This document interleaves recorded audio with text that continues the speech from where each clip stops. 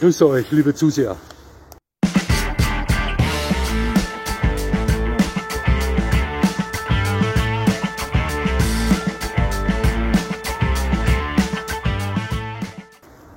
Nochmal herzlichst willkommen, liebe Zuseher, hier auf meinem Kanal. Ich freue mich sehr, dass Sie da sind. Bevor wir mit diesem Video loslegen, möchte ich Ihnen kurz etwas erzählen. Habe ich vor 10 Minuten erlebt. Habe soeben einen Herrn im Besitz eines Australian Shepherds getroffen, zum zweiten Mal innerhalb weniger Tage. Und dieser Australian Shepherd hat die Angewohnheit, wenn er meinen Hund sieht, ich gehe davon aus, dass er das auch bei anderen Hunden tut, sich zu ducken, anzuschleichen, extrem starren Blick aufzusetzen und meinen Hund zu fixieren. Ja, der reagiert natürlich darauf und protestiert dagegen. Und zwar heftig. Ziemlich böse.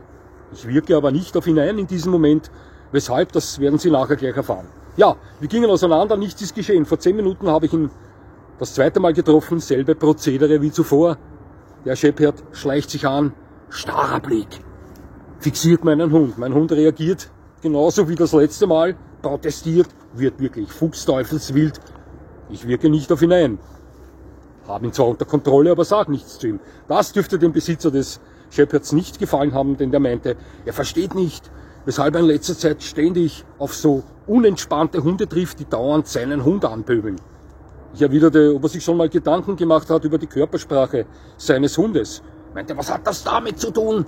Der tut ja niemandem was. Sag ich, ja, physisch nicht, aber psychisch schon. Das ist ein Schwachsinn, das ist ein Schwachsinn. Und ging polternd weg.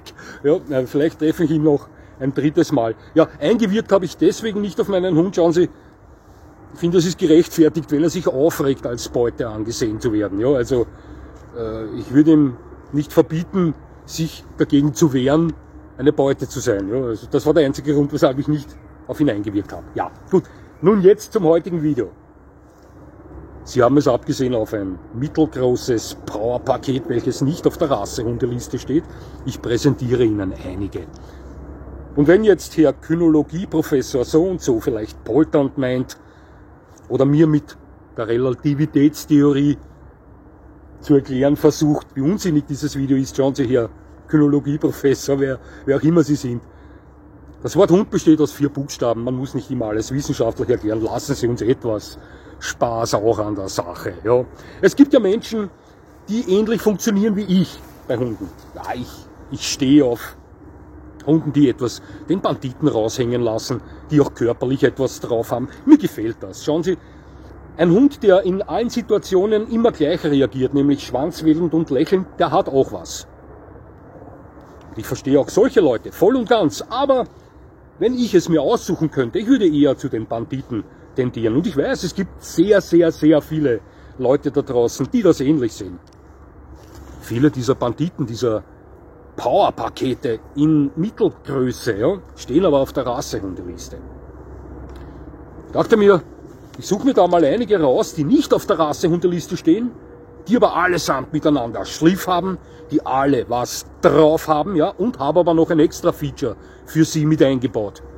Nun, dieses extra Feature heißt Schutztrip. Das habe ich deswegen mitgenommen, weil das niemals ein Fehler ist. Und auch hier kann es wieder sein, dass der eine oder andere protestiert und sagt, wofür braucht man heutzutage einen Hund mit Schutztrip? Schauen Sie, vielleicht haben Sie ja recht. Und ich wünsche Ihnen niemals in eine Situation zu kommen, wo Sie sich einen Hund mit Schutztrip wünschen würden. Ja? Aber hier geht es nun mal heute um mittelgroße Powerpakete mit Schutztrip. Ich möchte gleich mal loslegen und Ihnen den ersten Hund präsentieren. Den ersten von, ich glaube 11 waren es, wenn ich mich nicht verzählt habe. Und das ist der allbekannte Deutsche Pinscher. Der Deutsche Pinscher ist ein formschöner, schneidiger, schneller, mittelgroßer Athlet. Wir haben 2 hier in Neudörfel. Beides Hündinnen. Absolut fantastische Wachhunde. Schneidige Hunde. Gefällt mir sehr gut. Optisch wie ein Mitteldobermann. Herrlicher Hund. Ein Leistungspaket, das den Willen hat, sie zu beschützen und mit bis zu 20 Kilo Gewicht auch die körperliche Eigenschaft dazu besitzt, das zu tun. Bis zu 50 cm Schulterhöhe groß wird der Deutsche Pinscher. Ein wunderschöner Hund. Typ 1. Typ 2. Ganz klar, der Mittelschnauzer. Bis zu 50 cm Schulterhöhe, ebenfalls bis zu 20 Kilo schwer. Und genauso wie sein riesiger Bruder, der Riesenschnauzer, absolut Dampf unter der Haube. Ich machte schon Schutzarbeit mit einem Mittelschnauzer. Ich sage Ihnen was, unterschätzen Sie diesen Hund nicht. Das ist ein Powerpaket. Wunderschön noch dazu. Typ 2, Mittelschnauzer. Typ 3. Sie haben Mad Max gesehen, dann kennen Sie auch den Australian Cattle Dog. Eine Leistungskanone. Ein Top-Hund. Ein treuer Begleiter in allen Szenarien. Schnell, stark, ausgeprägter Wach- und Schutztrieb. Schön, mir gefällt er sehr gut. Wenn Ihnen ein deutscher Schäferhund zu groß ist, ein Cattle Dog gilt für mich immer als Alternative. Typ 3, Australian Cattle Dog. Jetzt kommen wir zu einem von 2 Sennenhunden. Und zwar die Größe des Cattle Dogs habe ich vergessen. Cattle Dogs erreichen ebenfalls bis zu 50 cm Schulterhöhe und können bis zu 25 Kilo schwer werden. Also mittelgroße, substanzvolle, schnelle, starke Hunde mit Top-Wesen. Appenzeller Sennenhund, gern genannt unter Fans dieses Hundes auch Schnappenzeller, weil er doch manchmal etwas kantig sein kann. Wir haben auch hier 2, einen Rüden, mit dem mein Hund schon einen Konflikt hinter sich hat, und eine Hündin. Auf die muss man etwas aufpassen, egal ob man selbst eine Hündin oder einen Rüden besitzt. Die ist kantig zu jedem. Appenzeller Sennenhunde, leistungstechnisch à la Bonheur, starke Hunde mit gut ausgeprägtem Wach- und Schutztrieb, toller Familienhund, wunderschön. Der zweite Sennenhund ist der Entlebucher Sennenhund. Gilt ähnliches wie für den Appenzeller, ist vielleicht etwas führiger, nicht ganz so kantig, ebenfalls aber ausgeprägter Wach- und Schutztrieb. Und auch der Entlebucher Sennenhund bekommt bis zu 30 Kilo. Das ist übrigens auch das Gewicht des Appenzellers. Nur wird der Appenzeller bis zu 56 cm mit der Schulter hoch und der Entlebucher ist der kleiner. Der erreicht um die 50-51 cm. Beide Sennenhunde sind mittelgroße Top-Leistungspakete. Kommen wir zum ersten Terrier, und das ist der Irish Terrier. Bis zu 50 cm Schulterhöhe und an die 17 Kilo Gewicht, wenn es ein kapitaler Rüde ist. Irish Terrier kannte ich einen persönlich namens Jack. Den habe ich schon angesprochen in dem Video, wo es speziell um Irish Terrier geht. Der Hund war ein Teufel. Heißen nicht umsonst Rote Teufel, Red Devils, Irish Terrier, absolute Dynamik, Leistungskanonen, anders kann ich es nicht bezeichnen. Harte Hunde, freundliche Hunde, Clowns, aber wenn es hart auf hart geht, steht der seinen Mann. Der hat Power, der Hund, der ist schnell, ausgeprägten Wach- und Schutztrieb. Irish Terrier wird bis zu 17 Kilo schwer, aber unterschätzen Sie 17 Kilo schwere, entschlossene Hunde nicht. Tun Sie das nicht. Der nächste Terrier ist der Kerry Blue Terrier. Kerry Blue Terrier, eine unterschätzte Hunderasse. Wurde vor längerer Zeit noch als Kampfhund missbraucht aufgrund seines Triebs, seiner Leistungsfähigkeit, seiner Unerschrockenheit, seines Muts, ja, seines Nichtaufgebens, seiner Gameness. Kerry Blue Terrier sind kleine, mittelgroße Muskelpakete. Das sind unheimlich dynamische, explosive Hunde. Ich weiß nicht, ob Sie schon mal einen Kerry Blue Terrier gesehen haben. Wenn nicht, dann haben Sie was versäumt. Kerry Blue Terrier, ein Geheimtipp. Muss ich aufpassen, befinde mich hier im Wildschweingebiet, ist zwar noch nicht so spät, aber dennoch möchte mich mit derartigen Panzern nicht messen müssen. Jetzt kommen wir zu den Exoten. Das sind 1, 2, 3, 4 exotische Hunderassen möchte ich Ihnen anbieten. Also exotische Hunderassen, ja, eigentlich schon, ja, die sich ebenfalls im Bereich der mittelgroßen Leistungskanonen bewegen mit ausgeprägtem Wach- und Schutztrieb. Die erste wäre der Cardebu, den Mallorca Bulldogge. Das ist ein Hund, der besonders Menschen ansprechen könnte, die sich in die Optik von American Staffordshire Terrier, Continental Bulldogs, Bull Terrier, American Pitbull Terrier verguckt haben. Der schlägt in dieselbe Kerbe hinein, hat aber einen völlig anderen Charakter. Der Cardebu ist ein sehr guter Wach- und Schutzhund. Er reicht Schulterhöhen bis zu 58 cm. Es ist schon fast übermittelgroß und wird recht schwer. Knappe 40 Kilo können die schon auf die Waage schmeißen.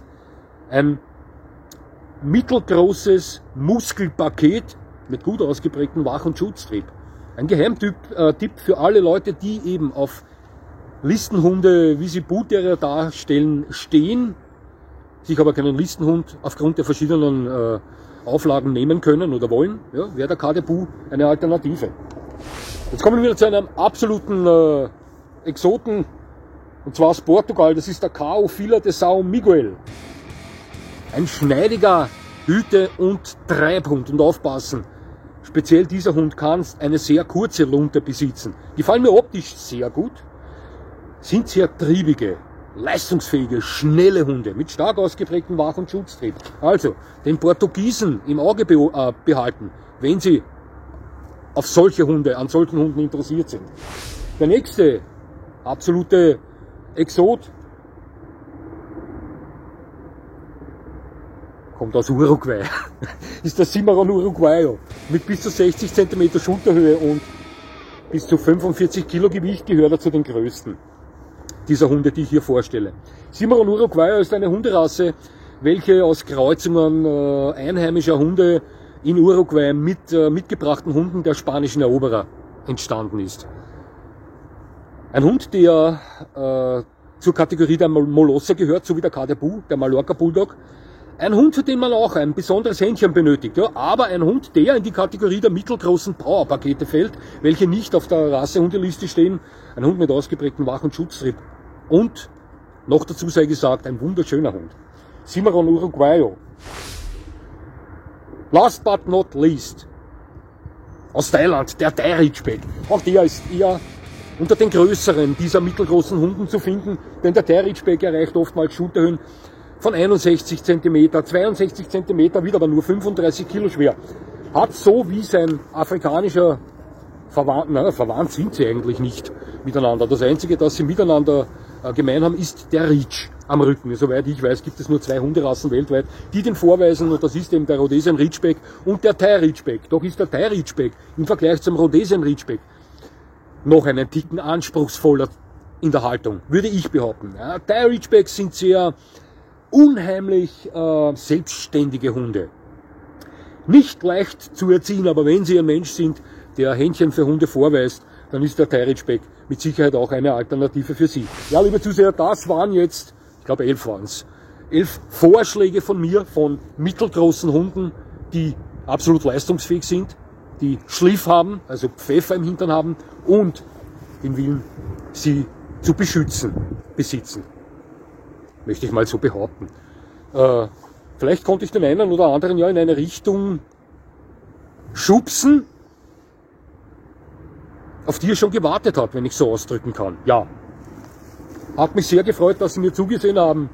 Ich würde mich natürlich freuen, wenn Sie mir weiterhin zusehen, und lieber Professor der Kynologie, sollten Sie zusehen. Verzeihen Sie mir, wenn dieses Video vielleicht etwas unsinnig war bezüglich der Kynologie selbst, aber man muss nicht immer alles so ernst sehen. Würde ich mal behaupten. Vielleicht stimmen Sie mir dazu, liebe Zuseher. Ja, jetzt kann ich nur mal sagen, ich wünsche Ihnen einen schönen Tag, und das war's schon wieder.